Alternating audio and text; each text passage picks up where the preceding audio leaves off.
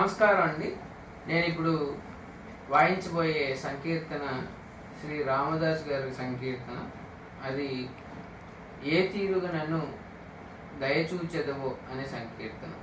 ఇది నాదనామ క్రియ అనే రాగంలో ఉంటుంది. దీని స్వరస్థానాలన్నీ కూడాను మాయామాలవగోళ స్వరస్థానాలే దీనికి వర్తిస్తాయి. ఇప్పుడు నేను వాయిస్తానండి, చూడండి. ఇది ఏకతాళంలో ఉంటుంది, ఆది తాళంలో కూడా వాయించవచ్చు.